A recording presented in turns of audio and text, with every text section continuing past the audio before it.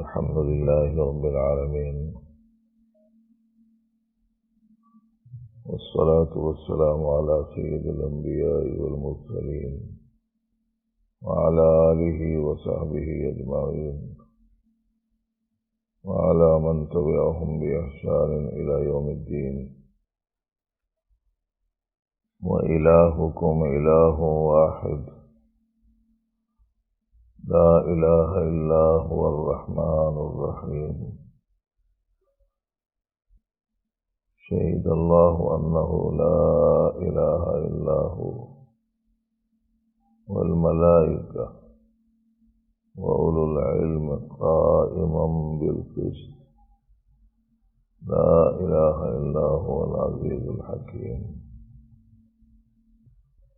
صدق الله العلي العظيم. قابل احترام سامعین، حاضرین، معزز خواتین، علم صحیح سے ہی عمل صحیح ہوتا ہے اور عمل صحیح ہی مقبول ہوتا ہے، اور مقبول اعمال ہی بندے کو مقبول اور محبوب بناتے ہیں۔ اسی لیے اگر علم صحیح نہیں ہوتا تو عمومی قسم کی باتیں سن کر کچھ چیزیں آدمی کی صحیح ہو جاتی ہیں، لیکن چونکہ علم صحیح کے تمام پہلو اس کے سامنے نہیں رہتے، اسی لیے کہیں نہ کہیں وہ عمل غیر صحیح کا مرتکب ہو جاتا ہے۔ جتنی صفات ہیں آدمی کی، وہ تمام کی تمام صفات سدھرنے کا ذریعہ عقیدے کا صحیح ہونا ہے، اور عقیدے کا صحیح ہونا علم صحیح پر موقوف ہے۔ اس کی وضاحت کے لیے لمبی بات بھی کی جا سکتی ہے، مختصر سی بھی سمجھ میں آنے کے لیے، کہ لوگوں میں کچھ دین کے اعمال ہیں لیکن بہت کچھ غیر دینی اعمال ہیں۔ اس کا سبب کیا ہے؟ اس پر غور و فکر عام طور پر نہیں ہوتا۔ ایک آدمی نمازی بھی ہے اور وہی آدمی ظالم بھی ہے، ایک آدمی روزے دار بھی ہے اور وہی آدمی بد زبان بھی ہے، ایک آدمی زکوٰۃ دیتا ہے، وہی آدمی اسراف بھی کرتا ہے، ایک آدمی حج بھی کرتا ہے، اللہ کے گھر کے اطراف بھی گھومتا ہے، خواہشات کے اطراف بھی گھومتا ہے۔ سبب اس کا یہی ہے، دیکھ کر عمومی طور پر سادی سیدھی باتیں سن کر، ایک عمومی ماحول دیکھ کر کچھ اعمال کو آدمی اپنا لیتا ہے، لیکن علم کا تعلق چونکہ قلب سے ہے، وہ دل میں نہیں رہتا، اس کے نتیجے میں گڑبڑ چلتی۔ حضرت نے فرمایا، تیرے علم کا میرا دل ہے گھر، تیرے نور کا میری جاں محل۔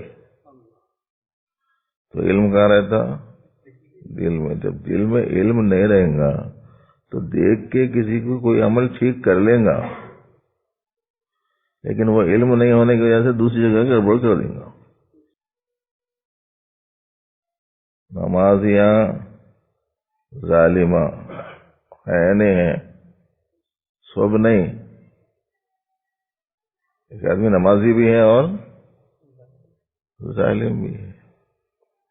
روزے دار بھی ہے اور بدزبان بھی ہے، زکوٰۃ بھی نکالتا ہے، فضول خرچی بھی کرتا ہے، حج کرتا ہے، طواف کرتا ہے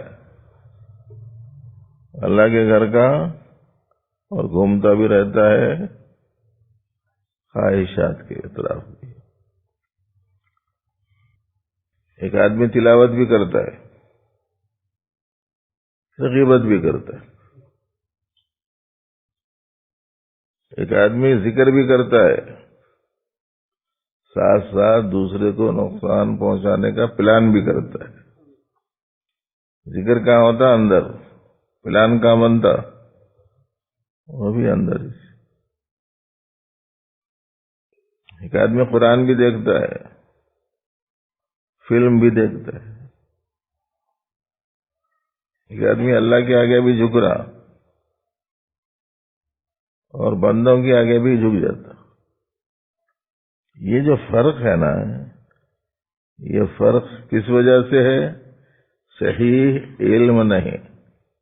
پورے صفات کا صحیح ہونا صحیح عقیدے پر موقوف ہے، اور صحیح عقیدہ صحیح علم پر۔ اب یہ جب نظم نعت وغیرہ پڑھتے تو ہمارے ساتھیاں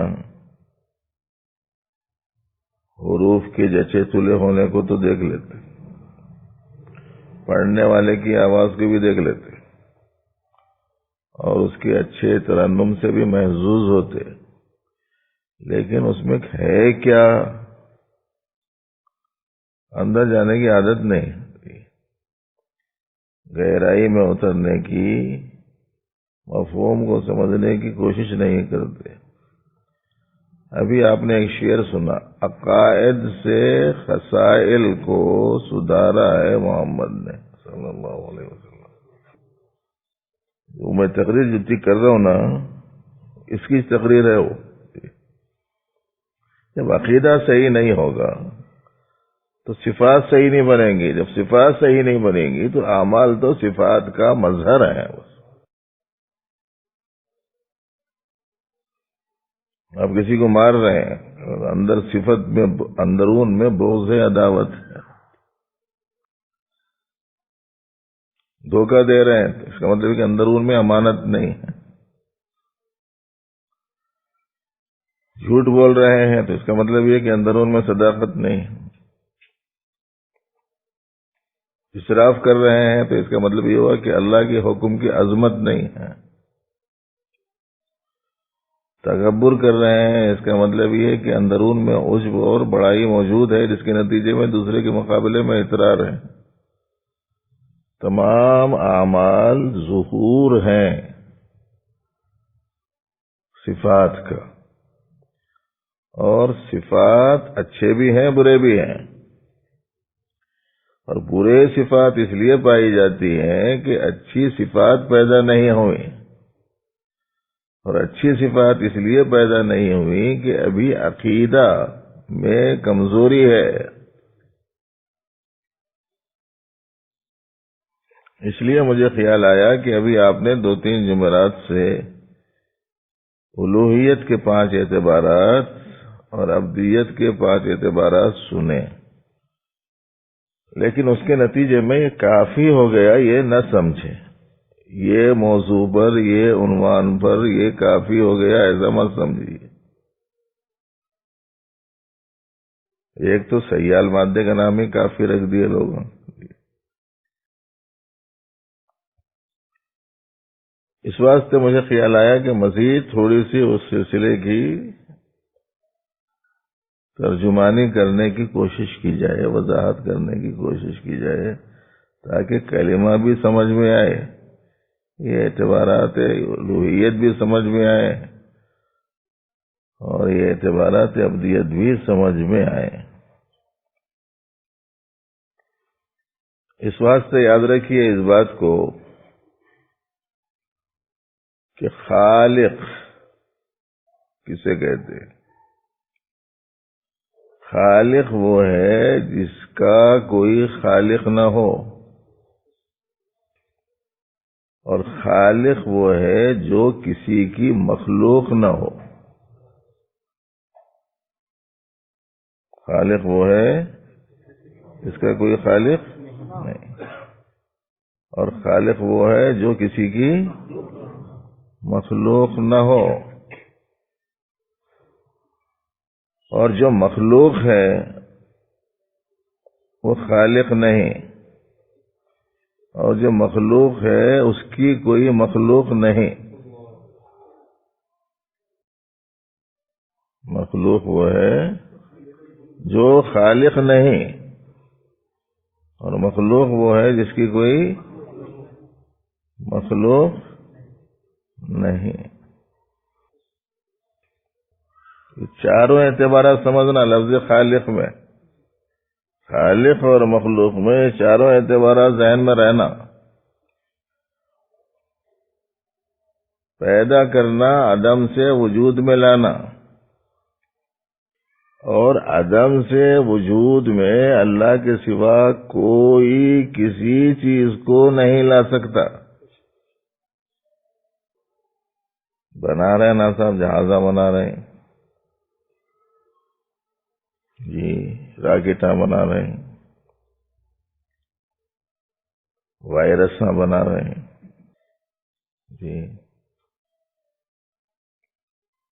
کشتیاں بنا دے رہے ہیں،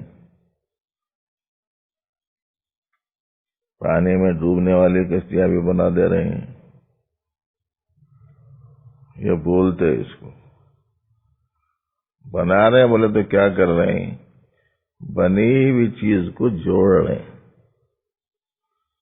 بنی ہوئی جو چیزیں ہوتی ہیں ان کو جوڑتے ہیں، عدم سے وجود میں نہیں لاتے.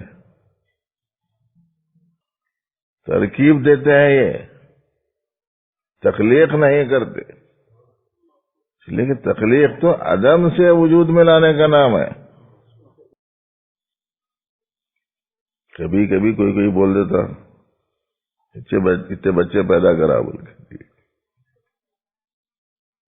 پیدا نہیں کرا بھائی، پیدا ہونے کا ذریعہ بنا.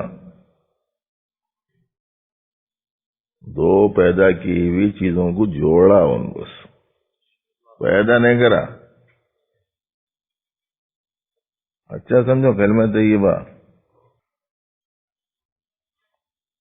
لا الہ الا ہوا والی ایک آیت پڑھا، شہید اللہ انہ لا الہ الا ہوا والی ایک آیت پڑھا، اور آیتیں بہت ساری ہیں، فَاعْلَمْ أَنَّهُ لَا إِلَهَ إِلَّا اللَّهُ.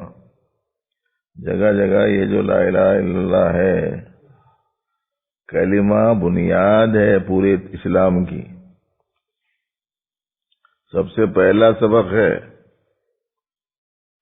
اور اسی وجہ سے فضیلت ہے من قال لا الہ الا اللہ دخل الجنہ. تو سوچنا چاہیے کہ اتنی جگہ قرآن شریف میں لا الہ الا اللہ لا الہ الا ہوا آیا ہے، اور اس پر یہ فضیلت آئی ہے، تو اس میں کچھ تو ہوگا نا، کچھ تو نہیں، سب کچھ اس میں سے. اس لیے ہمارے حضرت صوفی صاحب رحمۃ اللہ علیہ بولتے تھے کون سے موضوع پہ بیان کریں گے، بولے تو میں کو خالی لا الہ الا اللہ آتا بولتے تھے. لا الہ الا اللہ بولے تو دوسرا جز بھی اس میں داخل ہے. من قال لا الہ الا اللہ دخل الجنہ کا کیا مطلب ہے؟ جو لا الہ الا اللہ کا قائل ہو گیا جنت میں جائیں گا. اسے محمد رسول اللہ کا تو ذکر نہیں ہے نا بولتے ہو. اور یہ تو سب کو معلوم ہے کہ جو محمد رسول اللہ نہیں پڑھیں گا انہیں مومن بنیں گا ہی نہیں. اس وجہ سے لا الہ الا اللہ میں خود ہی وہ جملہ داخل ہے. تو خالق کی تعریف اچھی یاد ہو گئی دو نسبتوں سے. خالق وہ اس کا کوئی خالق نہ ہو، اور خالق وہ جو کسی کی مخلوق نہ ہو، اس کو بولتے خالق. اچھا، جب کوئی خالق نہیں ہے بلکہ سب مخلوق ہیں جی، تو اب یہ پیدا کی ہوئی چیز کا مالک کون ہوگا؟ جو خالق ہے وہی مالک. اس واسطے اب یہی تعریف ذہن میں رکھو. مالک وہ جس کا کوئی مالک نہ ہو. مالک وہ جس کا کوئی مالک نہ ہو. اور مالک وہ جو کسی کی مملوک نہ ہو. یہ سب پڑھنا اچھا یاد رکھ لینا ہے. مالک وہ جس کا کوئی مالک نہ ہو، اور مالک وہ جو کسی کی مملوک نہ ہو. میں کسی چیز کا مالک نہیں ہوں. اگر کسی چیز کے مالک ہونے کا ہم دعویٰ کریں تو یہ دعویٰ اگر سوجھ بوجھ کے ساتھ امانتی نوعیت کا ہے تو درست ہے، اور اگر امانتی نوعیت کا نہیں ہے تو پھر درست نہیں ہے. اللہ رب العزت نے امانتاً اپنی کچھ چیزیں ہم کو دیں. وہ امانت کی حیثیت سے دی ہیں تو امانت کے جیسے ہی یوز کرنا ہے. اب دیکھو کہ ہم لوگوں نے کلمہ طیبہ 50 مرتبہ پڑھا، نماز بھی پڑھتے ہیں، روزہ بھی رکھتے ہیں، زکوٰۃ بھی دیتے ہیں، حج بھی کرتے ہیں، لیکن اپنے پاس جو چیزیں ہیں ان چیزوں کا استعمال میں ہم امانت کی حیثیت سے کر رہے ہیں یا ذاتی حیثیت سے، وہ دیکھنا ہے.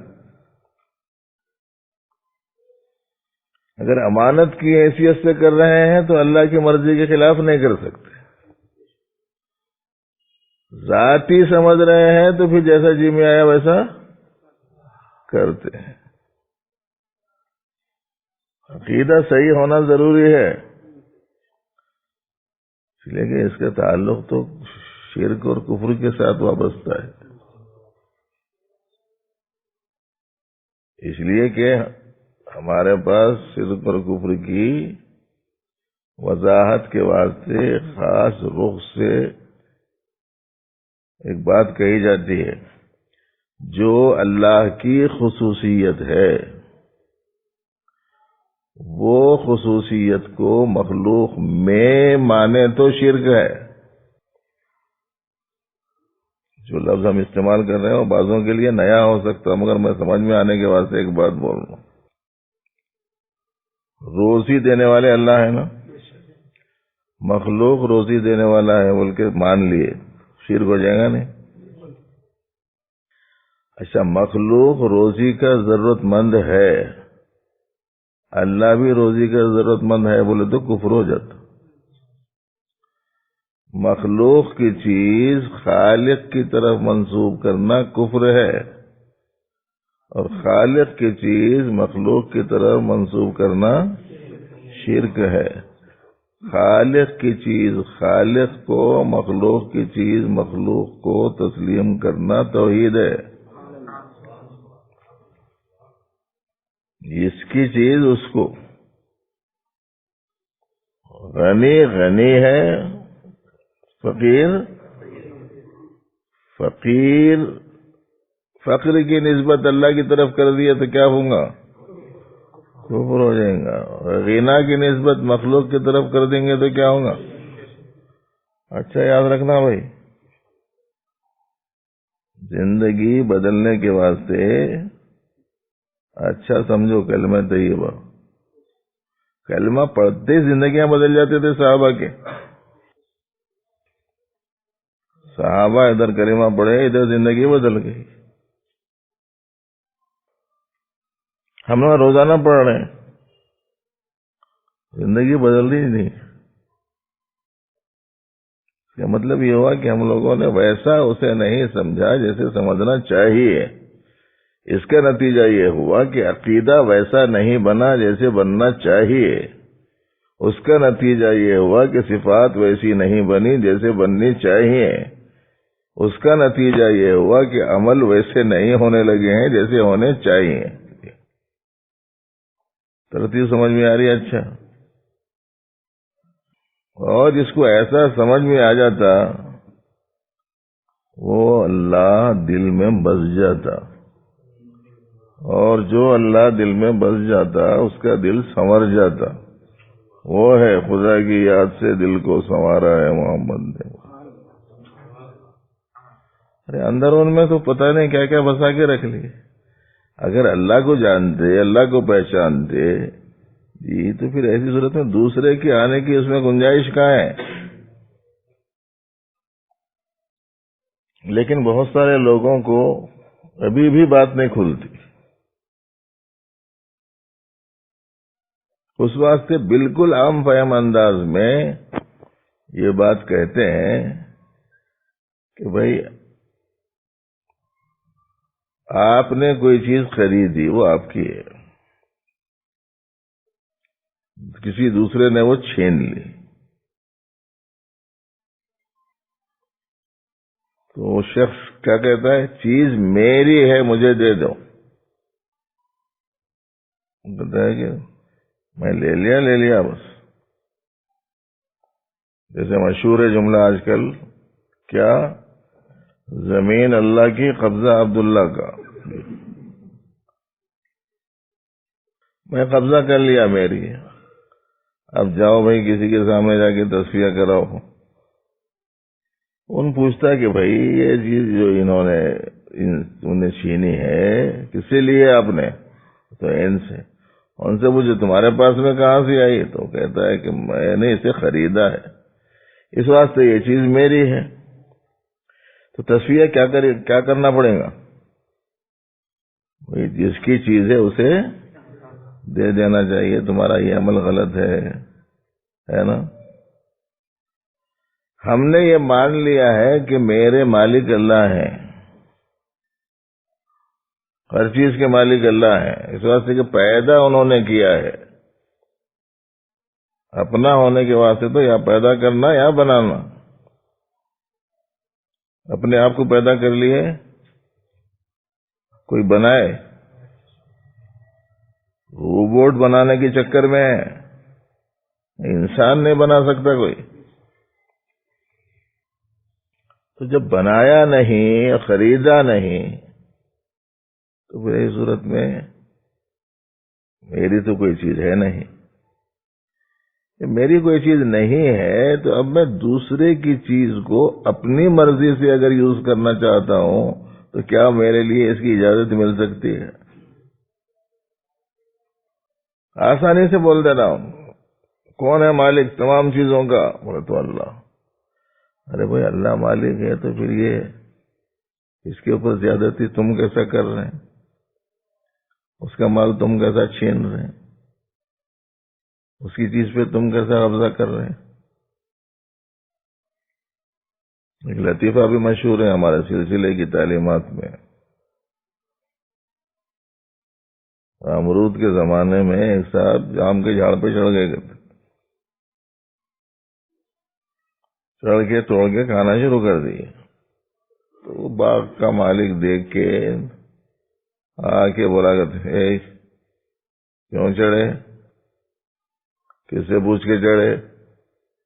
کس سے پوچھ کے کھائے؟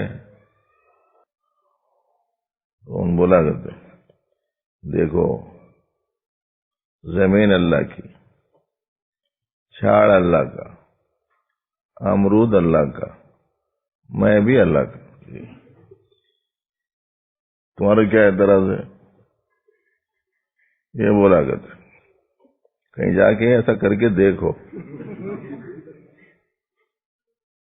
تو وہ شاید مجلسوں میں بیٹھے ہوئے لوگوں میں سے کوئی آدمی تھا.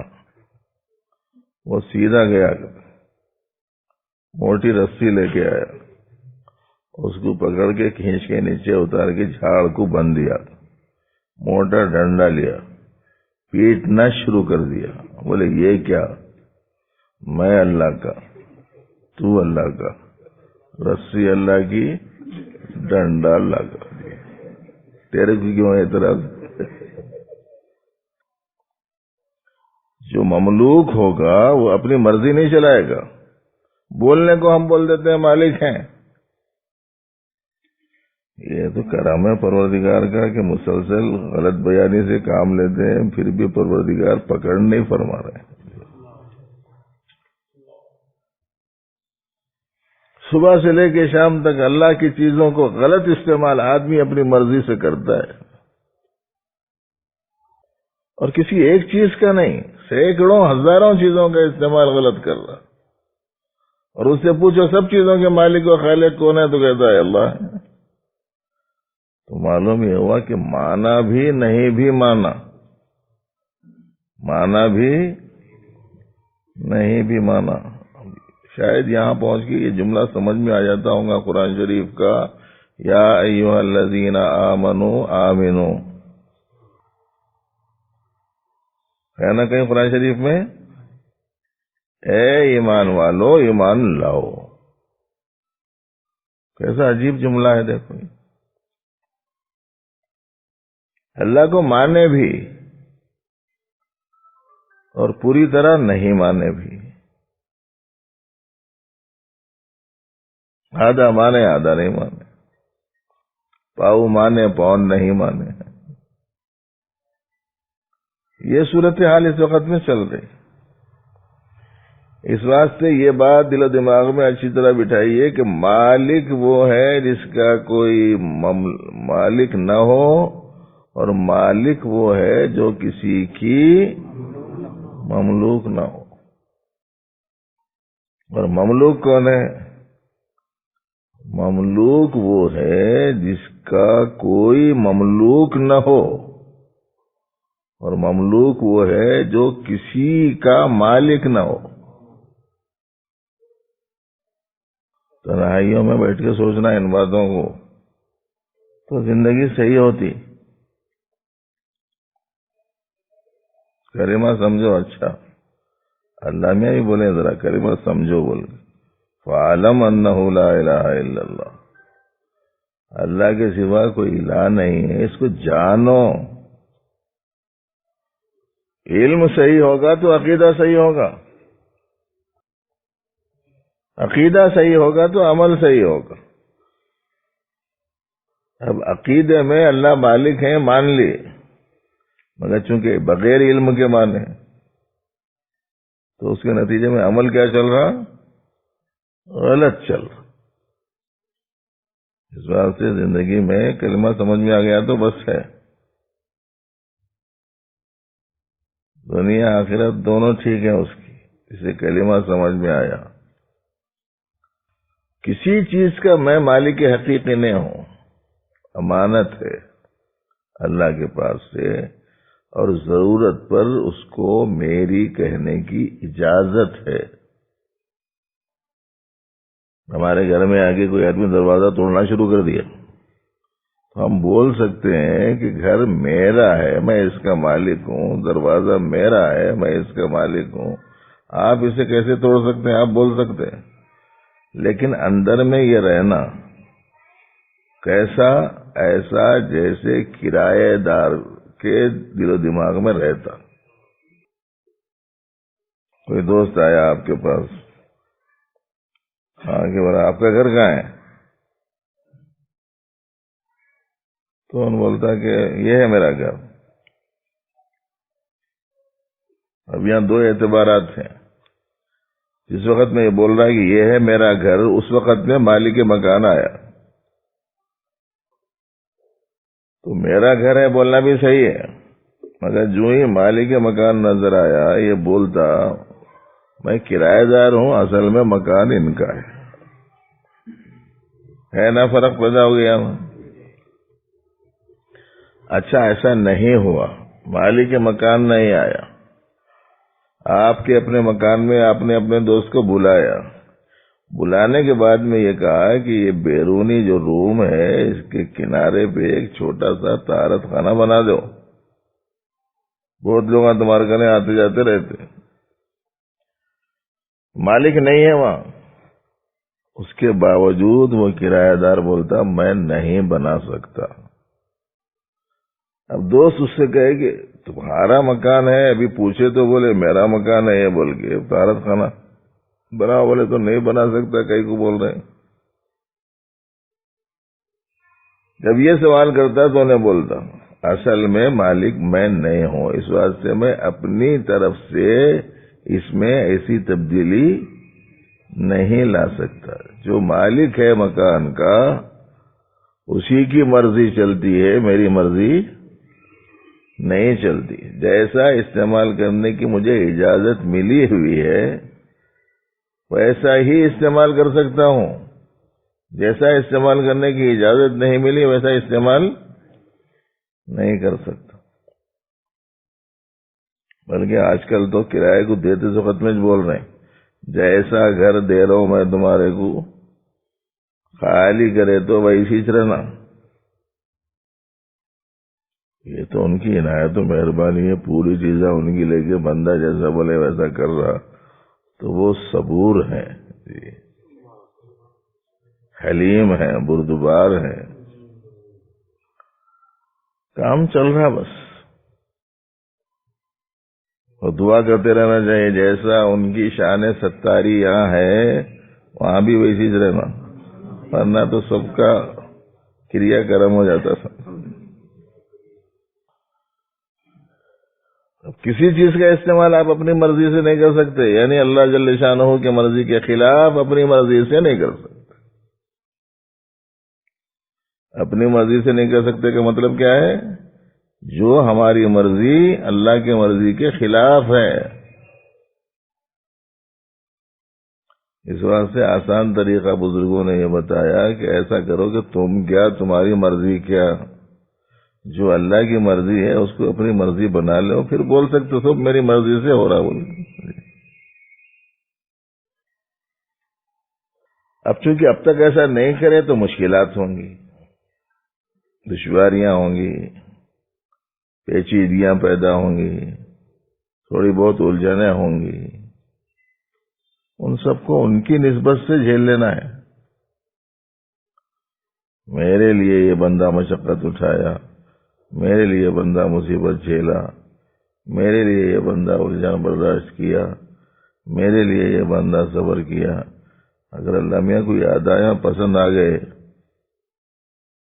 اور ہو گئے مولا اپنے، تو پھر سب ہمارا ہے.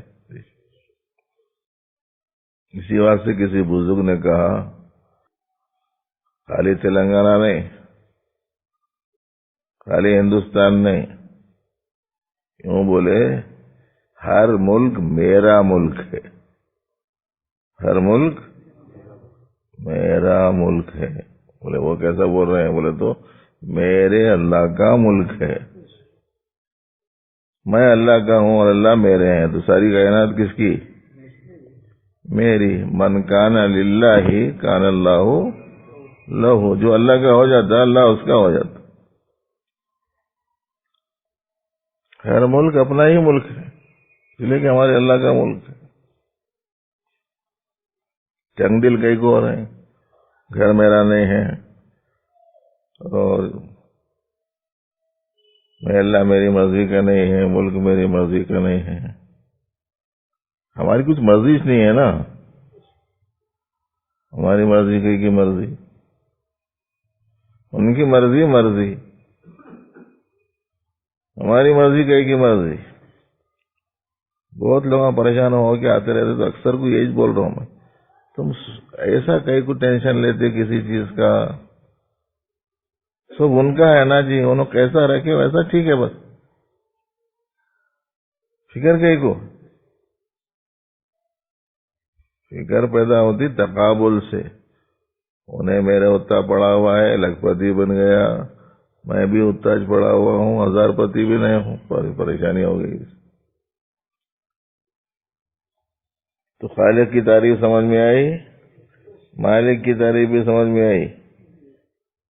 اپنی کون سی مخلوق ہے بتاؤ؟ اپنی کوئی مخلوق ہے؟ اچھا، مالک کی تعریف سمجھ میں آئی،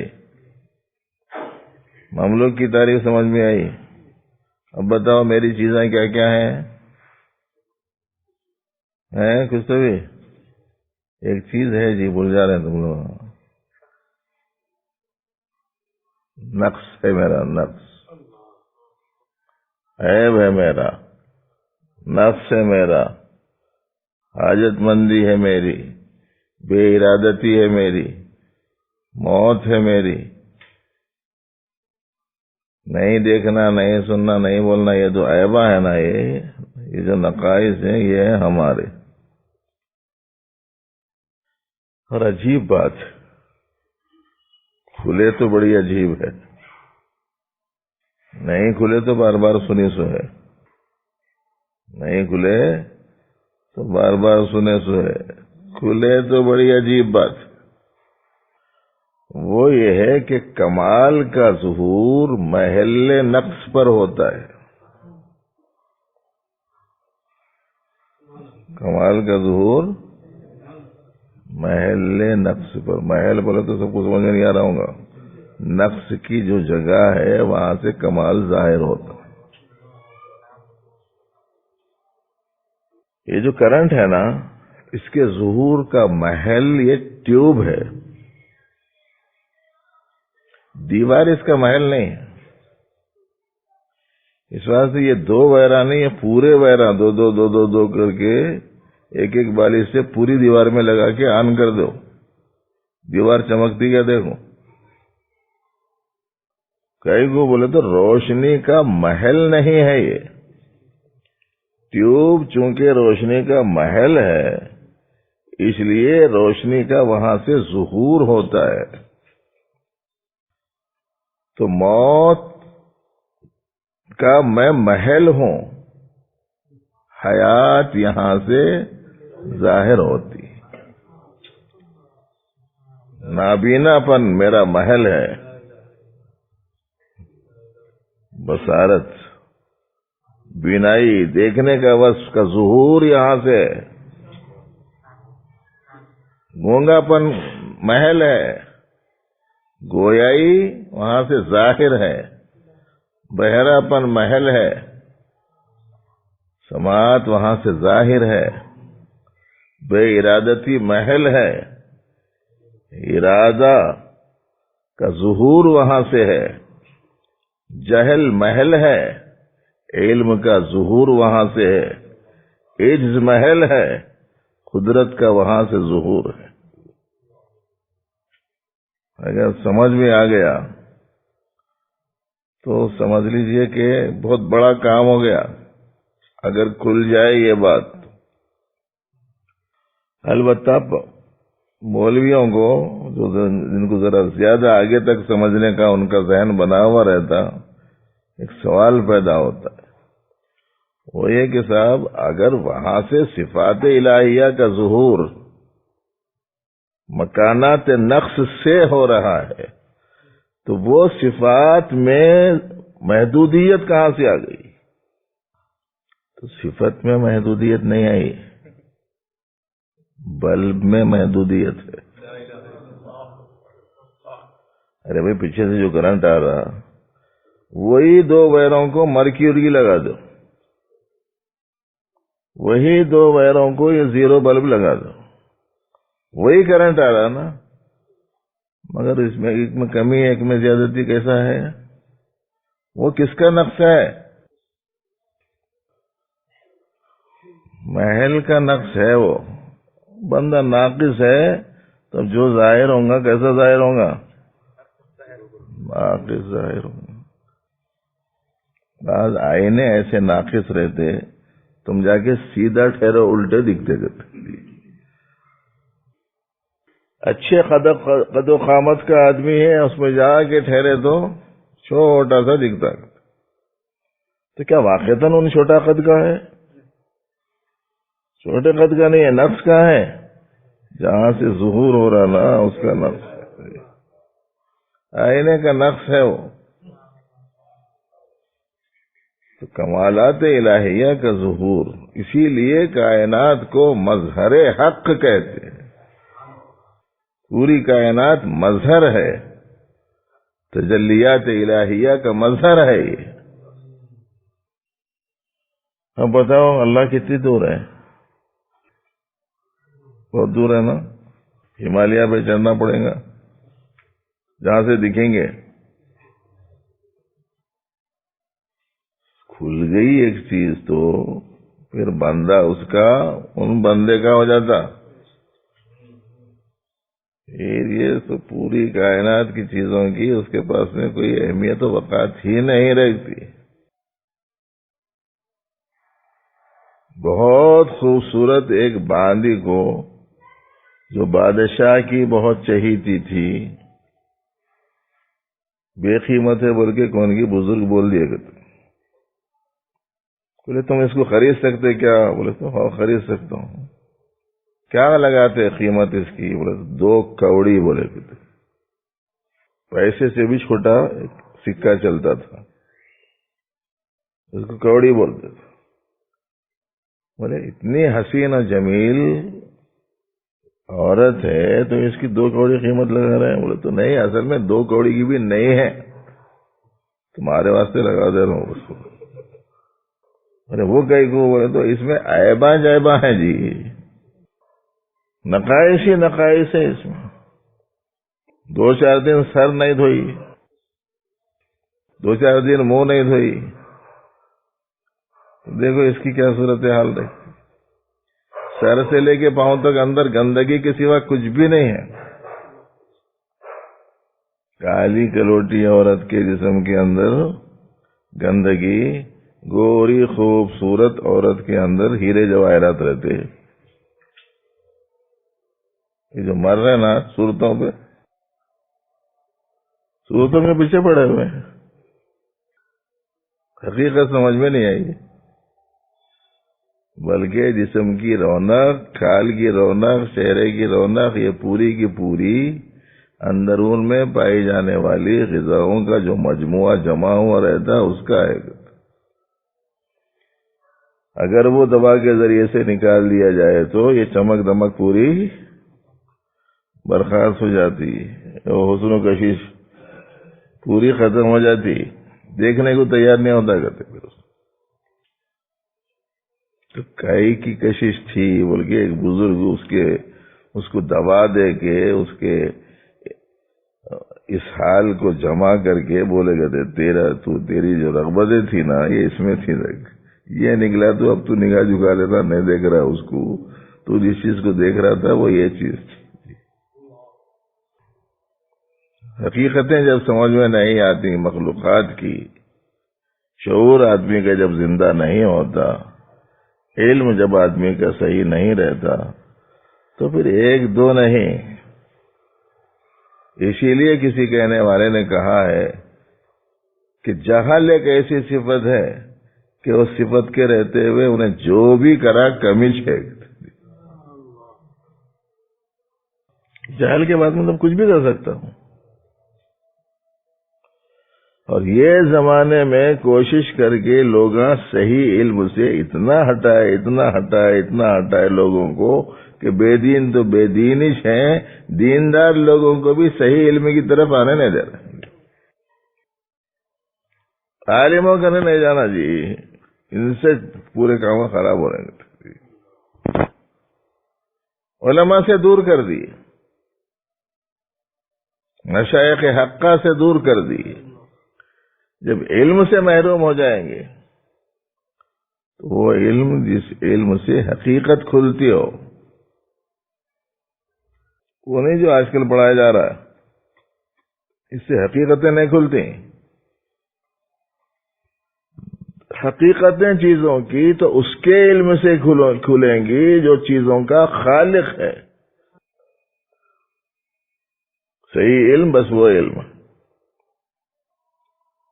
روزانہ سوتے وقت میں میری کیا کیا چیزیں ہیں دیکھ لے کے، ان کی کیا کیا چیزیں ہیں غور کر لے کے، ان کی چیزوں کو میری سمجھ کے کیسا کیسا غلط استعمال کرا، اس پر شرمندہ ہو کے کل سے ویسا نہیں کروں گا بول کے ارادہ کر کے آج جو کر لیا اس پہ توبہ کر کے سونا چاہیے. اس کے بغیر اصلاح نہیں ہوں گی. اب یہاں تو آسانی سے سمجھ میں آیا تھا، لیکن گھر کو جانے تک بہت سارا نکل جاتا. پھر گھر میں داخل ہونے کے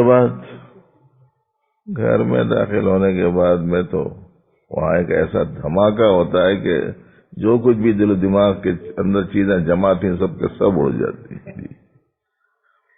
ہماری سننے والی بہنوں کے بارے میں نہیں بول رہا ہوں، یہ لوگ تو دین پسند خواتین ہیں بہت ساری، عام طور پر بول رہا ہوں، اس وجہ سے کہ میرے کو تجربہ ہوا سو ہے اس کا۔ میرے کو کیسا تجربہ ہوا؟ ایک صاحب کو گھنٹہ بھر بیٹھ کے ہم سمجھائے کہ تمہارے چھوٹے بیٹے کا عقد ہے، سنت کے مطابق کرو، فضول خرچیوں سے بچو، اسراف سے بچو، دکھاوے سے بچو، یہ رسم و رواج جو ہیں اس سے بچو، بلکہ 1 گھنٹہ تقریر کر کے ان کو سمجھائے تو اچھی بات ہے مول صاحب، ایسی کرتا ہوں بول کے گئے وہ صاحب۔ عصر کی نماز کو آئے، ظہر کے بعد تقریر سن کے ٹھیک ہے بول کے گئے، عصر کی نماز کو آئے، چہرہ بدلا ہوا تھا، انہوں نے جا کے میری تقریر سنائے تھے، میں 1 منٹ کی تقریر کری، ہمارا رواج یہ ہے، ہمارے خاندان کا طریقہ یہ ہے، ہمارا چھوٹا بیٹا ہے، نور نظر ہے اور جگر کا ٹکڑا ہے، اس کے ساتھ ویسا کرے تھے، اس کے ساتھ ویسا کرتے ہیں، 1 منٹ کی تقریر کری شاید۔ آ کے انہوں نے نماز کے بعد میں بولا کیا ہوا جی تمہارا چہرہ بدلا ہوا دکھ رہا؟ بولے تو آپ بولے جیسا ہی کروں گا بول کے سوچ لیا تھا مول صاحب، مگر گھر والی نہیں مان دی۔ تو میں بولا واہ، 1 گھنٹے کی مولوی کی تقریر پر 1 منٹ کی محترمہ کی تقریر غالب آ گئی۔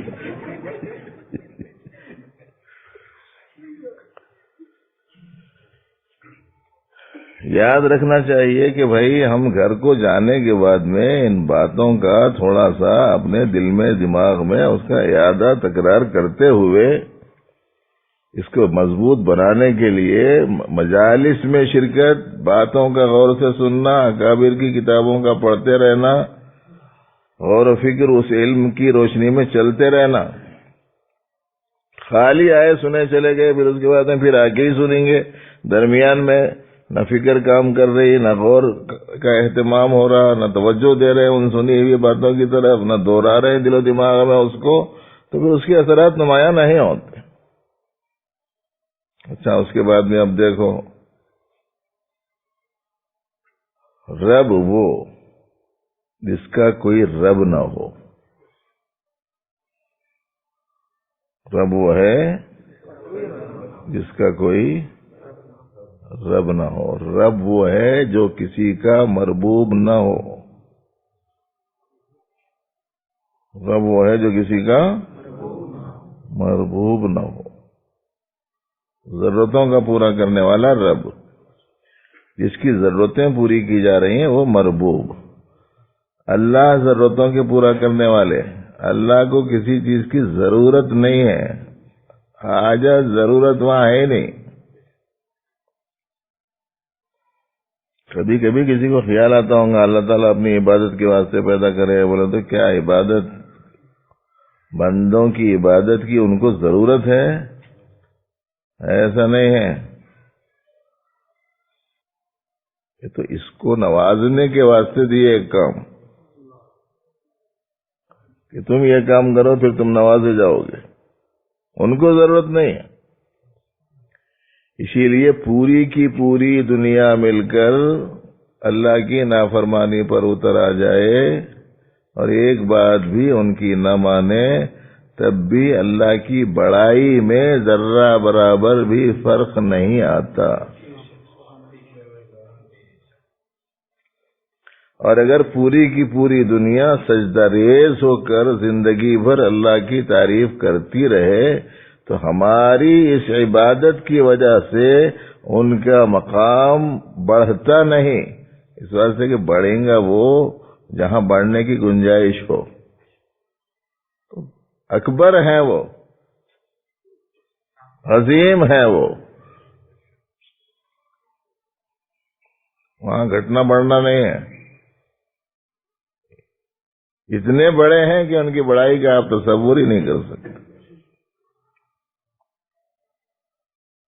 اسی واسطے کہتے ہیں الآن کما کان، بول ابھی بھی وہ ویسے ہی ہیں جیسے تھے، جیسے ہیں ویسے ہی ہیں، بڑھوتری کمی وہاں نہیں ہے۔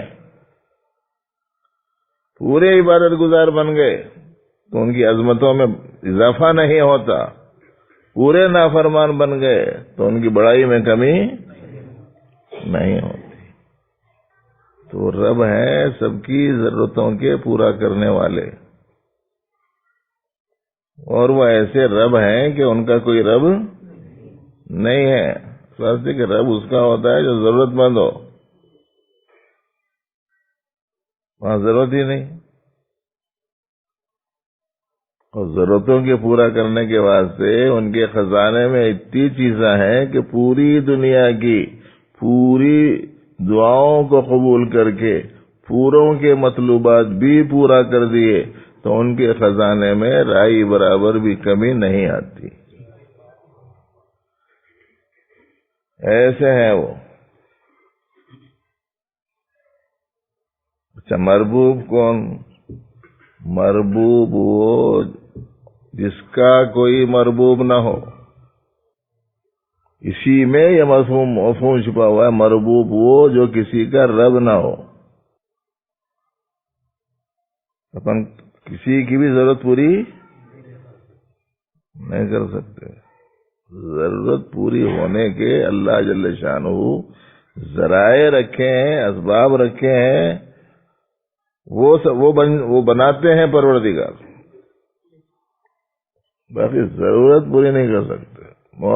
محتاج کی کیا ضرورت پوری کریں گا؟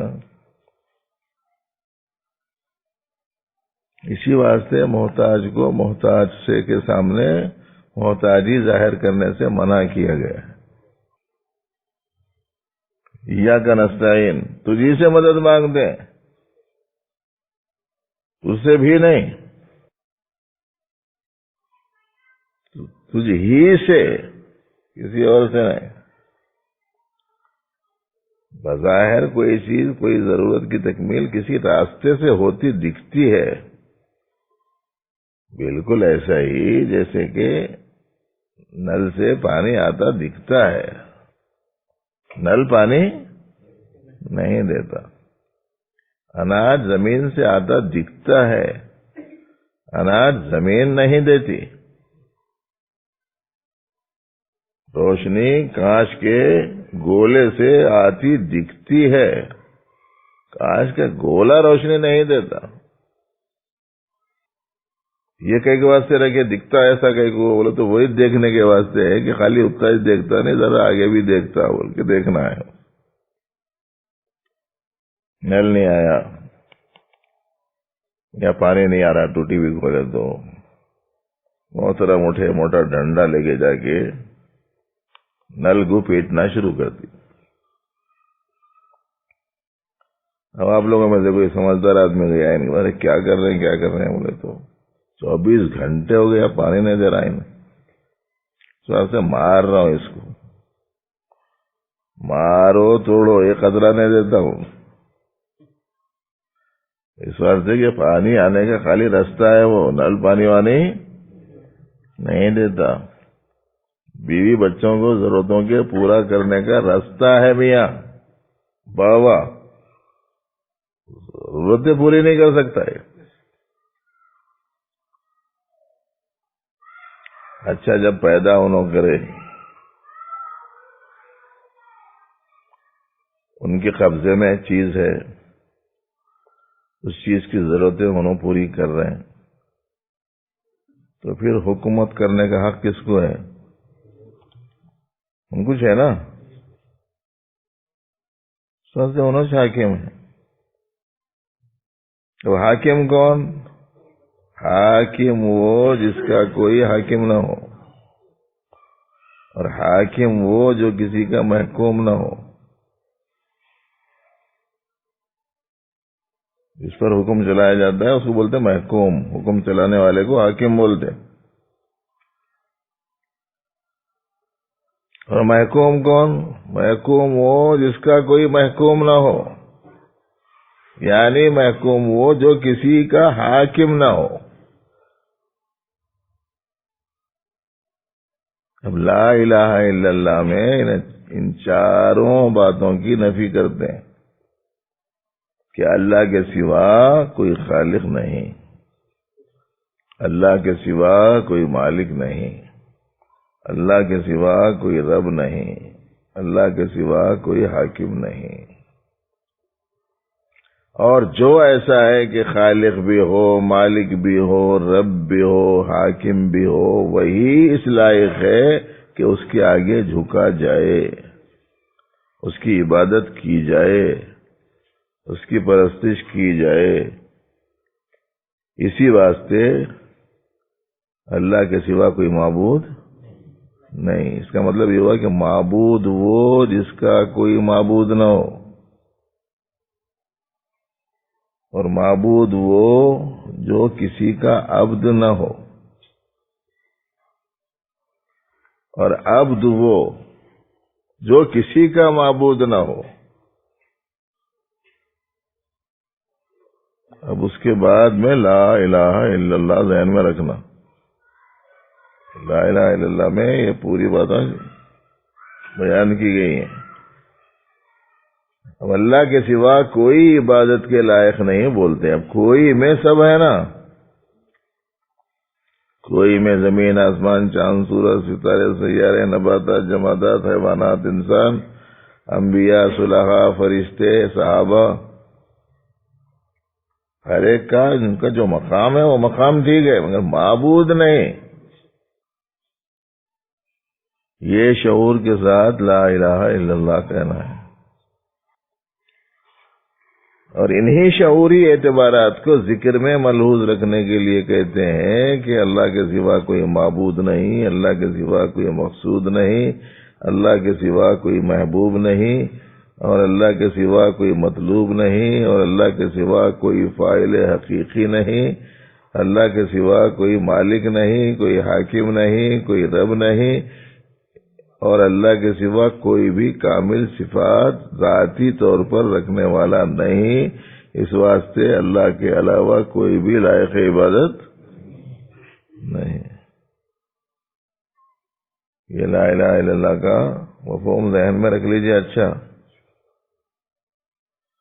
اب جب اتنا سمجھ میں آ گیا تو پھر اب میرا اپنا کچھ بھی نہیں ہے، تو پھر میں رہنا کیسا؟ کیا کروں، کیا بولوں، کیا دیکھوں، کیا نہ دیکھوں، کیا کھاؤں، کیا نہ کھاؤں، رہوں تو کیسا رہوں، کیسا نہ رہوں، کروں تو کیا کروں، کیا نہ کروں؟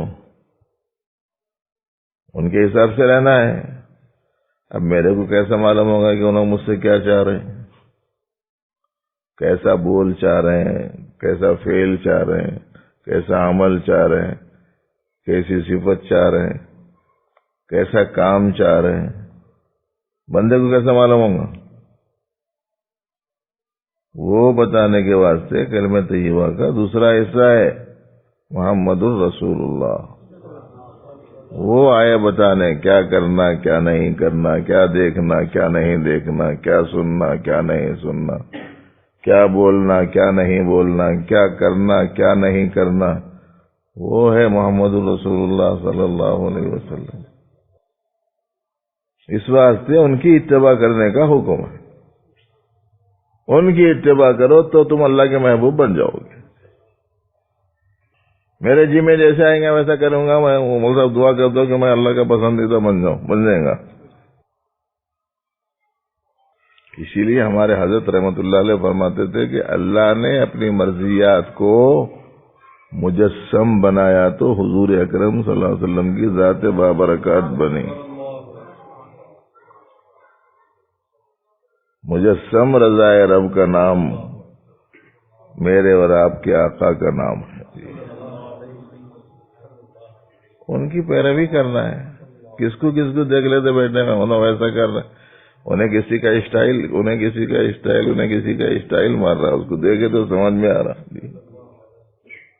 ان کے اسٹائلوں میں جا رہے ہیں۔ انہیں لباس ایسا پہنا تھا، اس واسطے ہم بھی ایسا۔ عورتیں بھی ہیں بہت ساری، انہیں ایسے زیورات پہنی تھی، اس واسطے میں بھی ویسا، انہیں ایسے کپڑے پہنی تھی، اس واسطے میں بھی ویسے ہی ہونا، انہیں ایسا میک اپ کری تھی، میرا بھی ویسے ہی ہونا۔ ان کو دیکھ کے شروع کر دیے لوگ۔ ہمارے واسطے ایک ہی نمونہ ہے، اسوہ رسول اکرم صلی اللہ علیہ وسلم۔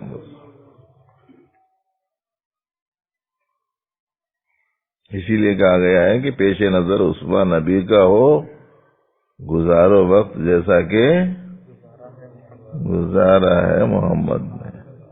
وہ پہلا شعر تھا، یہ آخری شعر ہے. اس واسطے کہ پوری نعت کی تشریح کا مسئلہ تو مسئلہ ہے. ضروری بات سمجھ میں آ گئی تو بس اتنی بات سمجھ میں آ گئی تو پوری نعت بھی سمجھ میں آ گئی سمجھو. نہیں سمجھ میں آئی تو پھر دس وقت بھی تقریر کرے تو کوئی صحیح فائدہ نہیں ہوتا. اس واسطے کہ فہم اللہ سے مانگنا ہی چھوڑ دیے.